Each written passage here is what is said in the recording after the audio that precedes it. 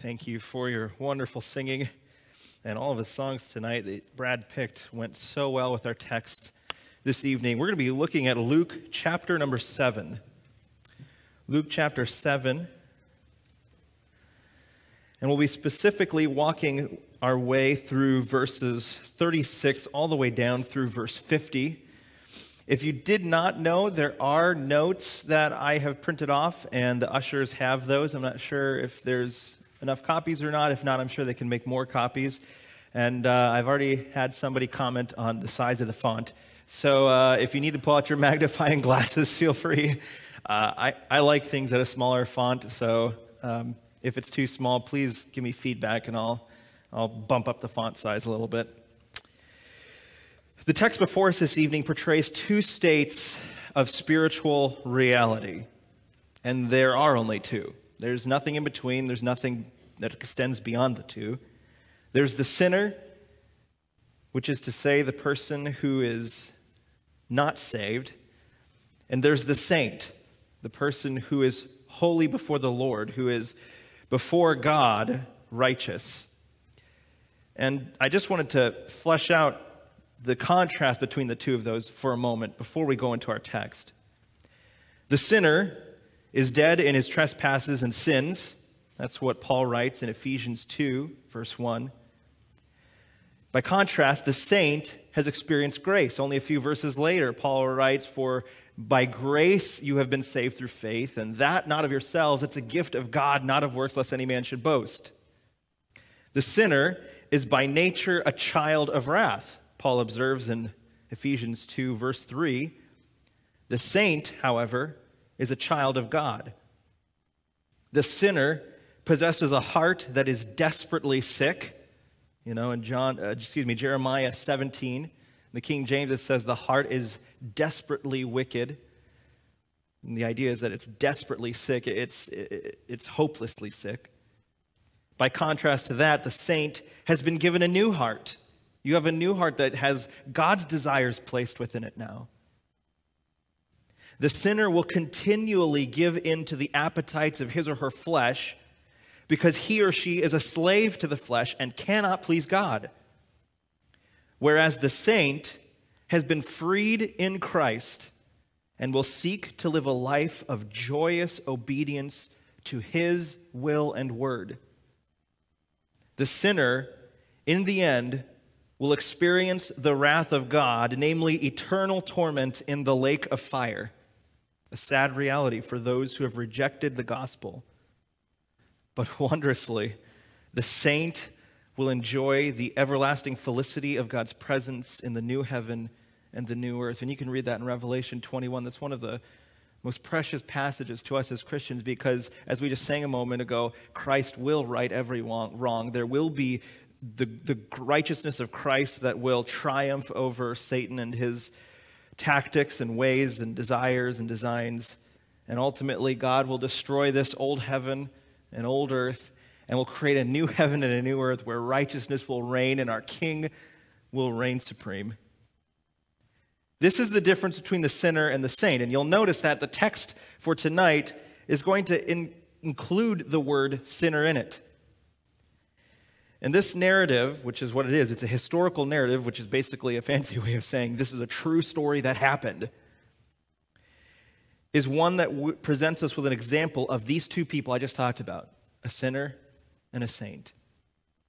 So let's read the text and let's dive into this story, and we'll just walk through the story, and at the end we'll take some applications from the truth that we learned from it. So Luke 7, beginning at verse 36. Says, "And one of the Pharisees desired that he would eat with him.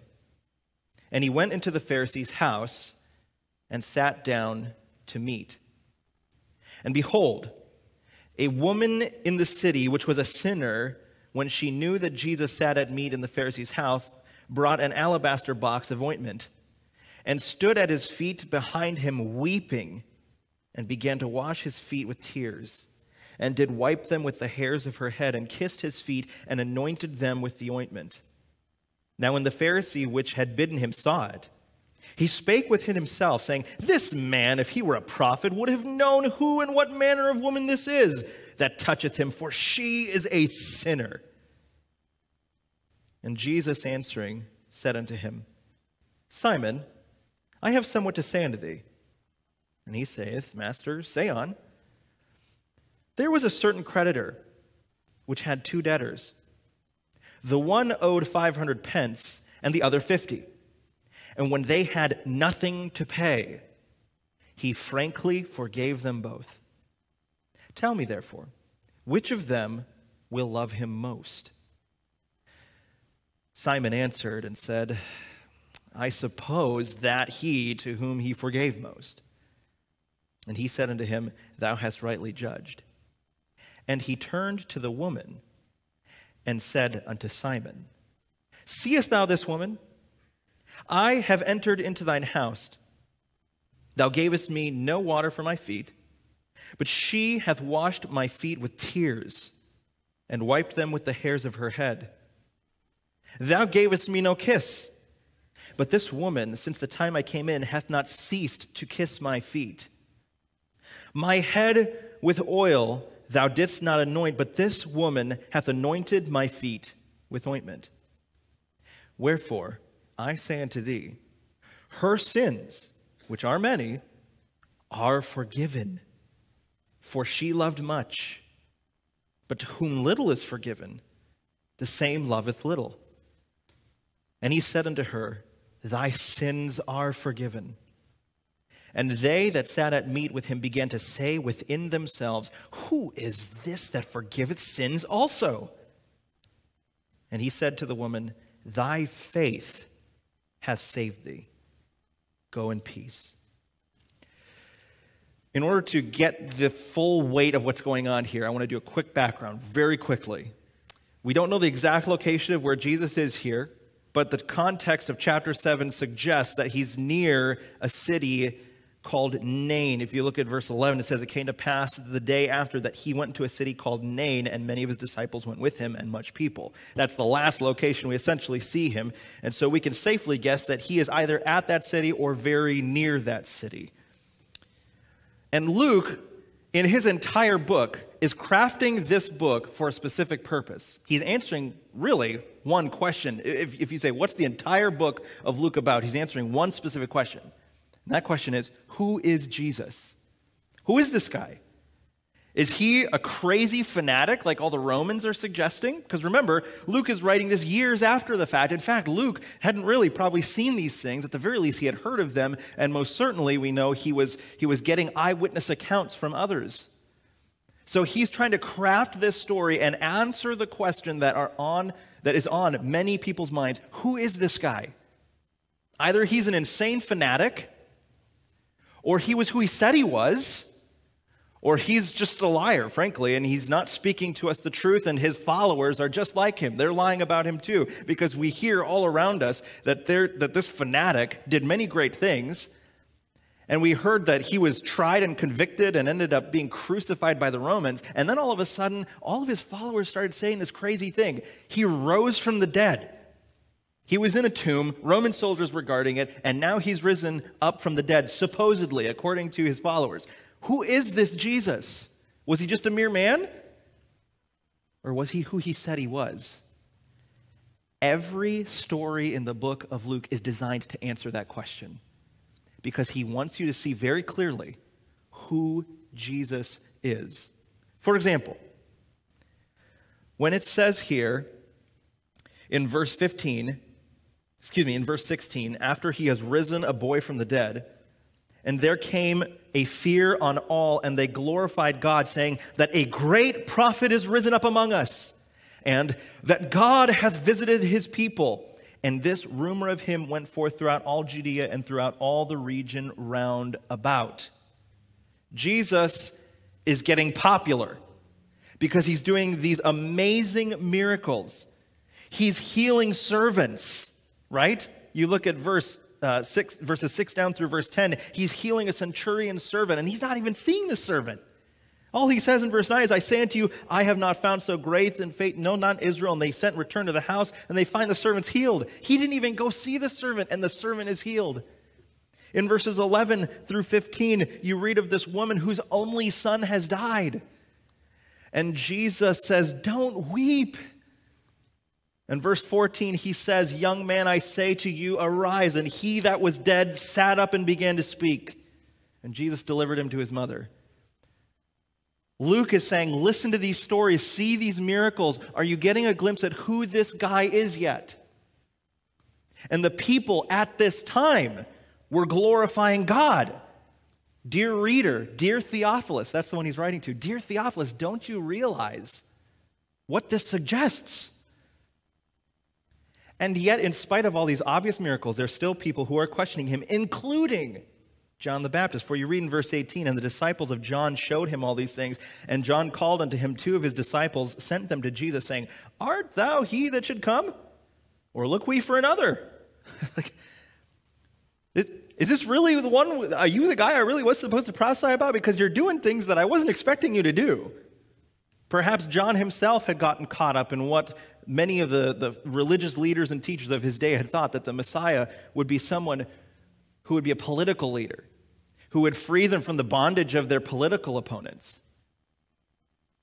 And so when those messengers come to Jesus, verse 21, in that same hour, he cured many of their infirmities and plagues and of evil spirits, and unto many that were blind he gave sight. And then he says, verse 22, "Go your way, and tell John what things ye have seen and heard, how the blind see, the lame walk, the lepers are cleansed, the deaf hear, the dead are raised, to the poor the gospel is preached, and blessed is he whosoever shall not be offended of me." Do you realize what I'm doing? I'm going to all of the social outcasts. I'm going to the needy people. I'm going to the poor. I'm going to those whom you wouldn't expect. And I'm showing compassion, care, and I'm giving good news to them. And then he speaks to his disciples for a while.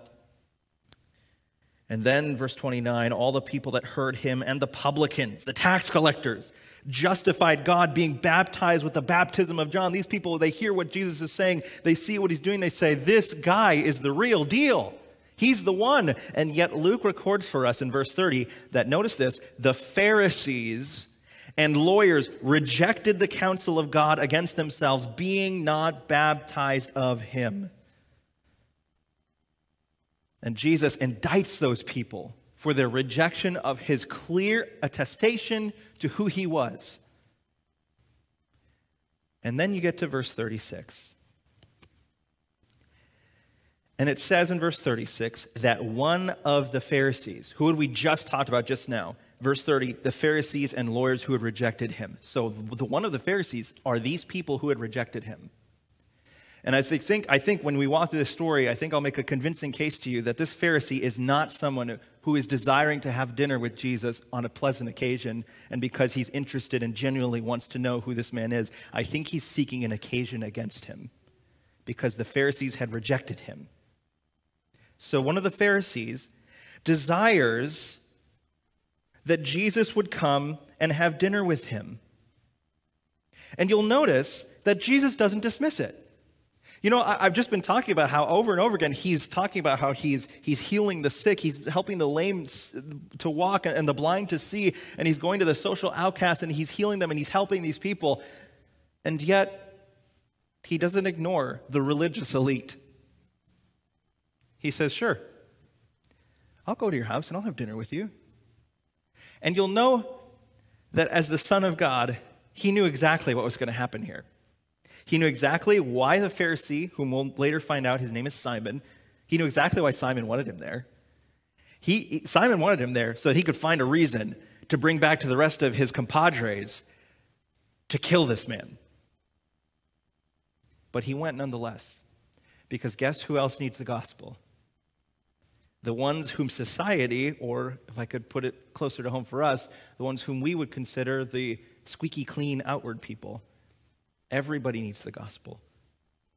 So he goes to this Pharisee's house, and it says at the end of verse 36, he sat down to meat. In other words, he sat down to have dinner with them. And we can't think in terms of our sitting down at a table. They would have reclined on a soft sofa or a pillow of some kind, and the tables were much lower down to the ground. They would have been reclining with their heads towards the table and their feet and bodies away from the table. And then verse 37 says, and behold. And what happens here?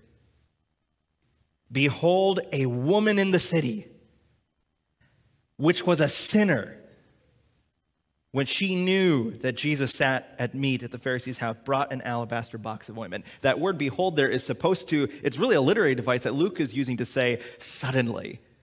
It's as if we're looking at Jesus at the scene, at the table, and here's Jesus and the Pharisee, and then suddenly in comes this woman. And notice, it's a woman. He starts out that way. Behold, a woman. And what was her reputation? Which was a sinner. For us, we use the word sinner all the time. We don't even think twice about reading this, but in this culture, in this time, somebody was a sinner. They were a class of sinners if they participated in certain types of sins. And the ones that participated in this class by the Pharisees and religious people were considered the most egregious of these sinners.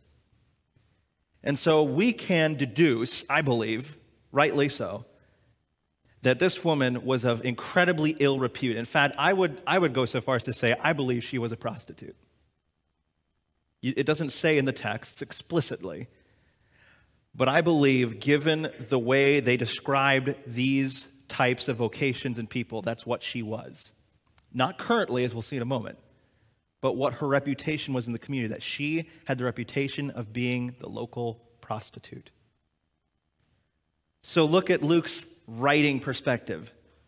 Behold, a woman comes in to this party uninvited, and she is of the reputation as one who's a prostitute, coming in to a Pharisee's house.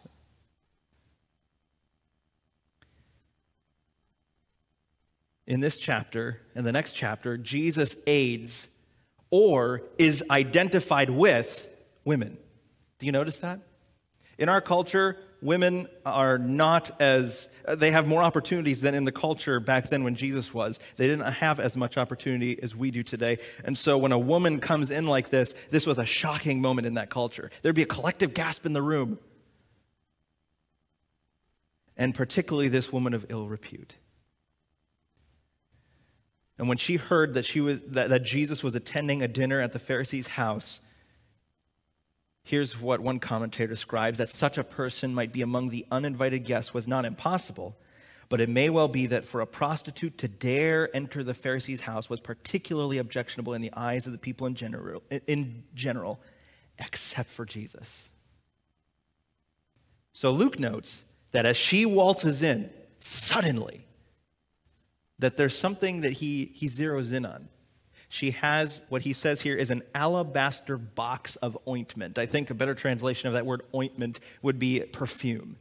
That she has this vial of perfume. And an alabaster box was basically a vial that held perfume. It was not uncommon for women to wear that ointment around their necks. In fact, you think about it, in this culture where there's no air conditioning, lots of people are in close proximity to each other, particularly if you're at a dinner party or something like that, or you're in a crowd in the marketplace and, no air conditioning, people aren't showering a lot. It might be nice to have a little bottle of perfume right there so that's constantly wafting into your nose instead of the smells that are around you. It would not be uncommon for that to happen.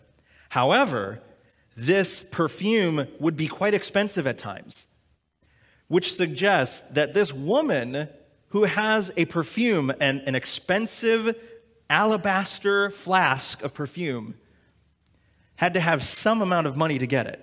Either that or it had been gifted to her by someone for some reason. And again, I think only bolsters more the idea that she was in fact a woman of ill repute, such as that of a prostitute. So the sinner crashes the party, and she comes behind Jesus as he reclines at the table with the Pharisees and his other guests. And you can just imagine as Luke is writing this and as Theophilus is reading this, they got to be thinking, oh no, almost like this woman who might touch the prophet. She's going to touch him. Oh no, we need to warn Jesus. She's coming up behind you. But Jesus remains unconcerned.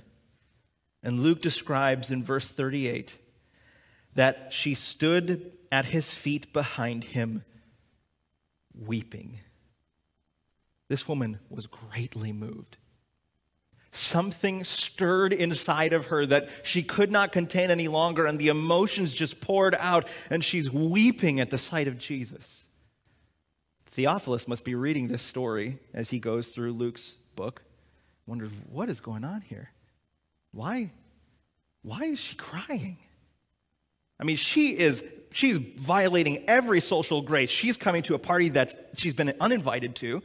She is a woman of questionable character, and she is coming in and making this scene in this reputable Pharisee's house, weeping.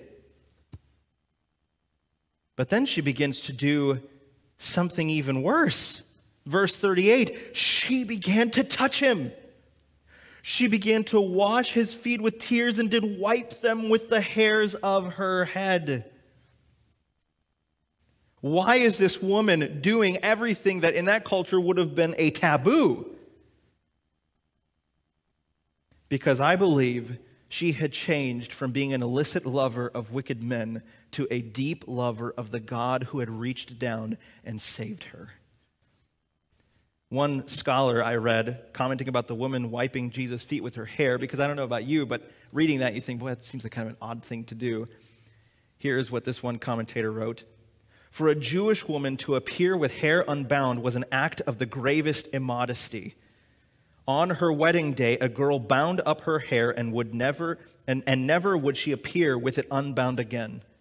The fact that this woman loosed her long hair in public showed how she had forgotten everyone except Jesus. This was a shocking thing in that culture. This outrageous public display of affection from a known sinner of ill repute would not have been tolerated by a Pharisee. For a Pharisee would think, you have to be ceremonially clean. We've got 613 laws we have to abide by. So we can't have someone who's possibly a prostitute, or at the very least has the reputation of a prostitute from her times in the past. We cannot have her touching us and defiling us, for we must be holy to God. And if she so much as touches me, I've got to go through all of this process, this ritualistic cleansing.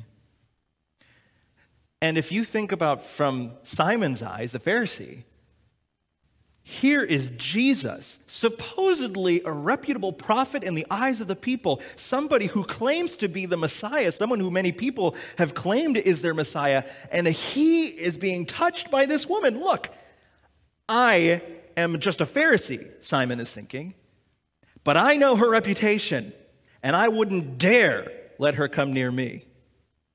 If Jesus were really the one who he says he is, if he were a prophet of the Most High God, he would know what kind of woman this is. In fact, this is what he thinks to himself in verse 39. When he sees this, he speaks within himself. He's talking to himself in his head. He's not saying this out loud, saying, this man, if he were a prophet, would have known who and what manner of woman this is that toucheth him. For, the most condemning and condescending phrase, all in his thoughts, for she is a sinner.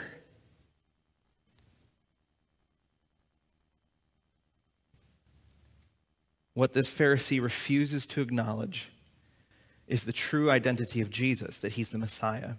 And so when he sees Jesus permitting this prostitute, former prostitute, to wipe his feet, to touch him, to weep over him, to pour this expensive perfume on his feet, this is hardness of heart to the greatest degree possible. The Pharisee questions Jesus' position because he says, if this guy were a prophet, and this is where Luke's whole story comes in. His whole point of this entire story that he's writing in the entire book of Luke is, who is this man? And the Pharisee is saying, well, this can't be a prophet because a prophet would know better than to let that woman touch his feet. But then Luke gives a twist in his story, even as Christ himself did, for Luke's just recording what happened. Remember, the Pharisee thinks this in his head. He says if this were a prophet, he would know better. But look at verse 40. Jesus answering said unto him. That's insane. This guy's thinking this in his head. And what is he thinking in his head that nobody else but God knows? this guy can't be a prophet, because if he were a prophet, he'd know who she is. And Jesus hears it as if he had spoken it out loud, and he answers his thoughts out loud and says to him, Simon, I have somewhat to say unto thee. So Simon Simon doesn't know yet that Jesus has found out what he's thinking. But clearly, whatever they had been talking about up to that point, Jesus has just changed the subject very quickly. So Simon has to have some red flags going like, wait, why is Jesus doing this? Okay. So he says, all right, Master, say on. Go ahead. Say what you're going to say. And Jesus commences to give this Pharisee a parable. In verse 41, he talks about a certain creditor, somebody who loaned out money to other people. There was a certain creditor who had two debtors. There were two.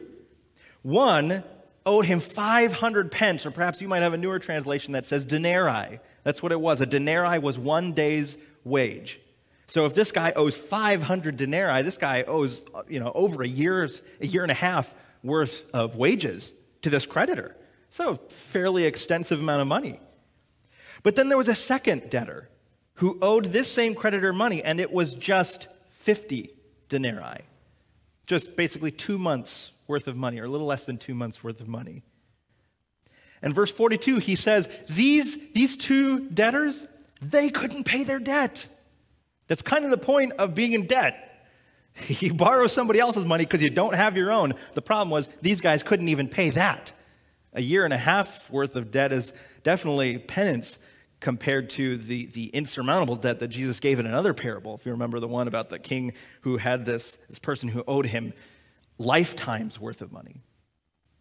But both of these men could not pay him, which suggests something about Jesus' story. Jesus suggesting these are two people who are a very low social degree. They can't even pay 2 months. They can't even pay a year and a half. I mean, it is an extensive amount of money, but a year and a half, really? They could pay him nothing. And it says in verse 42, and he frankly forgave them both. This is this creditor's incredibly generous nature. He says, look, you owe me money. You can't pay it. By all rights, I could have you sent to the torturers, to prison, until you paid it, which obviously you'd be there for the rest of your life because you can't pay it. But instead, I'm going to extend to you mercy. I'm going to forgive you. You don't owe me anything anymore. Tell me, Simon, Jesus says, which of these two debtors who have just been forgiven their debt will love the creditor more? The Pharisee says in verse 43, well, I suppose the one whom he forgave most. In fact, I think that when he says, I suppose, this is really him not wanting to admit what Jesus wants him to admit. Because in the back of his mind, the Pharisee's already starting to figure out where this is going. He may not know exactly where Jesus is taking this yet because of the hardness of his heart and the deceitfulness of his own sin and heart. But he knows that this is not going to end up well for him. I'm sure the Pharisees all recognize that happened over and over and over again. So he's not entirely certain, and he kind of begrudgingly says, okay, I'm going to answer this, but I sure hope this doesn't come back to bite me. I suppose the one whom he forgave most. Christ intends for this story to be an indictment of the Pharisees' self-righteous view of himself. Now notice very carefully, in verse 44, Jesus turns to the woman, the one whom self-righteous respective society could not bear to look upon. Jesus looks at her.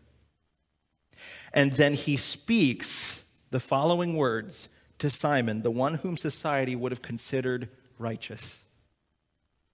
And he contrasts the display of affection from this woman to the courtesies that Simon ought to have done as the host at this dinner party.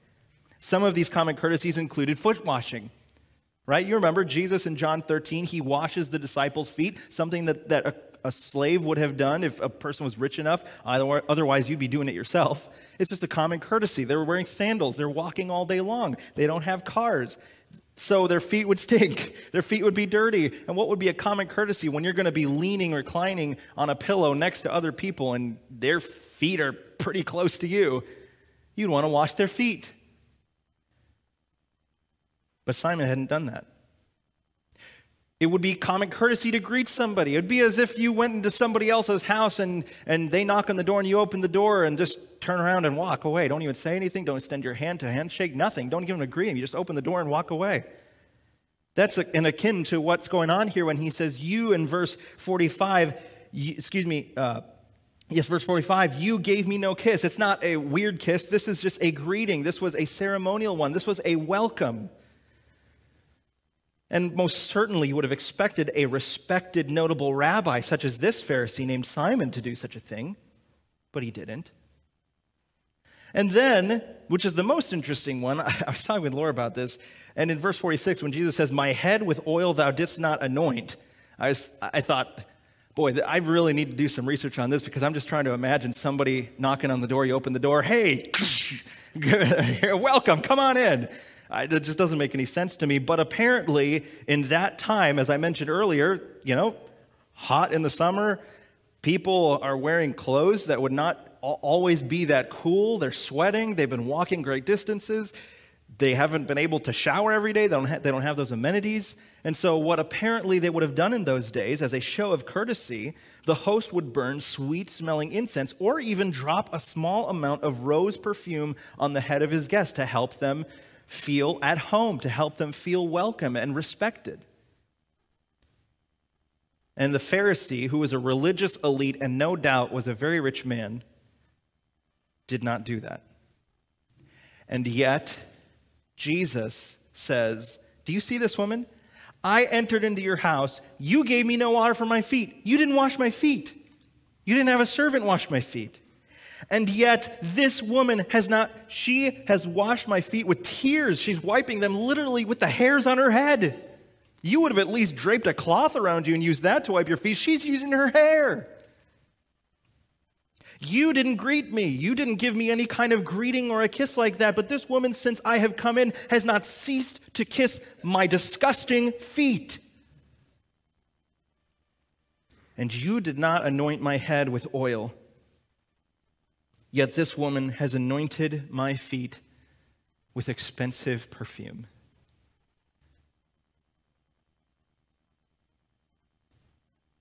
Jesus was exposing this Pharisee's disdain for him. And I believe the reason that Simon did not do any of these common courtesies for Jesus is that he did not wish to love his enemy. Because in his mind, just like the rest of the Pharisees in verse 30, Jesus is not a friend. Jesus is not on their side. Jesus is not on their team. Jesus is their enemy. And the Pharisee Simon wants Jesus in his house so that he has an occasion to find something against him. Jesus was not a guest who was to be admired in Simon's eyes. He was an enemy whom Simon hated and wished to see destroyed. The only reason Simon invited Christ to come then was to find an occasion against him. Do you see then how shocking to the Pharisees? Something that Jesus would say like, you are supposed to love your enemies. Be good to those who persecute you. Because that is literally the opposite of what we natively want to do. We don't want to love our enemies. In fact, we want to stand up and fight for ourselves. Fight for my rights. Fight for my dignity. And it's nothing any different than what Simon was doing here. Only he was doing it in a more sanitized way. Jesus says in verse 47 then, therefore I tell you, her sins, which are many, are forgiven, for she loved much, but he who is forgiven little loves little. This is a very interesting phrase, and I don't have time to unpack everything here, but listen very carefully. This woman who had been a prostitute had many sins. Jesus acknowledges that. He says, her sins, which are many. He acknowledges it. She had been forgiven. In the Greek, this is in what we call the perfect passive indicative, which is a fancy way of saying that Jesus was not saying that her sins were being forgiven in that moment for the first time. Because when you and I read this in English, when I read, therefore, her sins, which are many, are forgiven, it sounds like in that very moment of Jesus saying, I forgive you of your sins. But that's not what's happening. In fact, I'd want to be careful of this. Pastor would understand this. There's a book by a guy named D.A. Carson who cautions against using tenses in the Greek language to prove your point. So you got to be careful with that, and I was very cautious. But I did look in a scholarly book talking about the perfect indicative passive tense.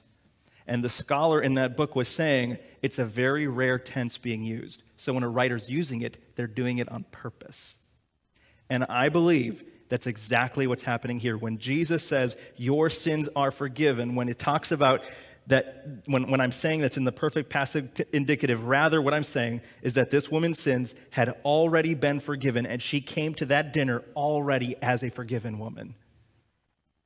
The Pharisee saw a sinner. Her reputation was that she was a prostitute. She should not be here. And Jesus is saying, I am telling you, Simon, this woman has already been forgiven by God.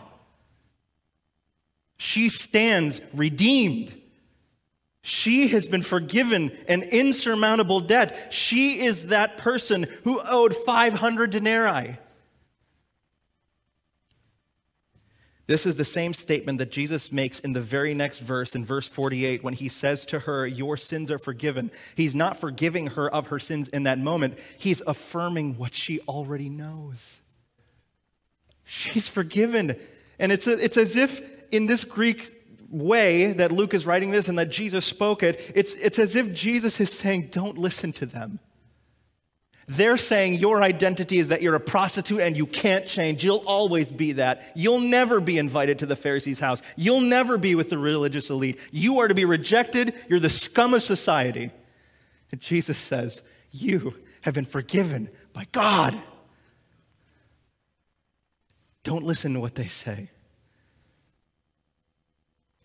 In spite of the people around the table, including Simon, in spite of this, the people around the table, it says in verse 49, they that sat at meat with him, and I believe that includes Simon. There's no reason in my mind to suggest that he wasn't in on this. They cannot believe that a mere man would suggest that he had forgiven this woman's sins, because they recognize what Jesus is saying. When he's saying your sins are forgiven, and he's affirming what she already knows, you've already been forgiven. You've come here, you're being belittled by his people, but you've been forgiven. He's suggesting he's the one who had done it. She came to this party to find me. You know why? Because I had already had an encounter with her. I forgave her of her sins. And out of pure emotion, she comes into this party uninvited, forgetting all the social graces, forgetting all of the things that might be culturally unacceptable at the time. All she sees is Jesus sitting there, the one who had forgiven her of all of her sins. And in that moment when it says she's weeping because she recognizes there's my Savior. And here is this religious leader who hasn't shown him any kindness. No one's washed his feet. And as she weeps over the joy of knowing that this Son of God had saved her, her tears fall on the feet of her Savior. As she begins to wipe his feet, she doesn't have a cloth and show. She unrolls her hair, forgetting what the people might think of how unacceptable that might be. And she begins to wash his feet, cleansing the dirt off of his feet, because this Pharisee had not done that. This Pharisee had not given any kind of perfume to make him smell good as a common courtesy. And so out of love for her king who had saved her, she pours out her expensive perfume that she had around her neck to help satisfy her nose so that she wasn't smelling everybody else around her. She dumps it, breaks it, pours it on his feet so that he smells good. Do you see what's going on here? This is a woman who is overwhelmed by grace. She knows she does not deserve the forgiveness she has experienced. And yet, this gracious, kind, benevolent God in human form has said, your sins are already forgiven. Rejoice. Simon thought himself to be more righteous than this prostitute. And in many respects, Simon like many religious people today, and I put religious in quotes in my mind, is one of the hardest people to present the gospel to because he didn't believe he needed it. Simon thought that he was righteous and just fine. He believed that he was a saint because of his own righteous deeds, which we know what God thinks about our righteous deeds. And he believed that this woman who had invaded his party and dared to touch his guest was a sinner, and by implication, as a sinner, she's irredeemable. There's nothing we can do about that. Simon was not unlike the people of Israel in Numbers 16, and I don't have time to get to it, but read Numbers 16 sometime. When the people come to Moses and Aaron, and here's what they say to them: "You have gone too far, for all the congregation are holy, every one of them.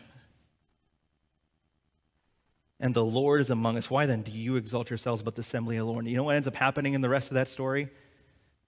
The earth is opened up and swallows up those people who had the audacity to suggest that they were holy. The problem of every person who believes that he is righteous is this: he doesn't understand his sins before a holy God. Simon didn't understand it. This woman did. So what is Luke trying to convey to us? Luke is trying to convey that redeemed sinners recognize the magnitude of their sins before a holy God and joyfully express their love to the one who has rescued them. Jesus said that this woman's sins were already forgiven, and for this reason she loved much. Some might look at that as you're reading that, it seems as though she's forgiven because she loved him, but that's not really what it's saying there. It's basically she's loving him because she had been forgiven. So you could translate it this way: for this reason she loved much. He says her sins are many, are forgiven. This is why her expression of love is pouring out. She could not contain the joy, the emotion, the jubilant freedom that she felt from her forgiveness. She had been forgiven an insurmountable debt by the holy God of the universe. How could she not but love her Lord to the greatest degree possible? So let me finish by just stating these last three things, really questions. Number one, have you begun to recognize the magnitude of your sin before a holy God? This is for everyone. I'm so afraid that many people who claim to be Christians in America are nothing more than other Simons in the 21st century.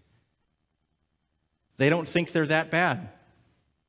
My sin really isn't that big a deal. I'm not that bad of a person. At least I'm not a prostitute. At least I'm not a serial killer. We want to justify ourselves, declare ourselves righteous before God. So my question is, have you begun to recognize the magnitude of your sin just like this woman did? If so, then if you have not done that, if you have not trusted Christ as Savior, run to the one whose arms open with tender invitation.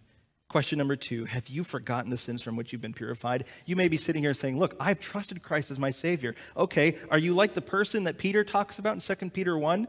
When he says, for whoever lacks these virtuous qualities, we don't have time to get to the context, but he's talking about these virtuous qualities, these fruits of one who is saved.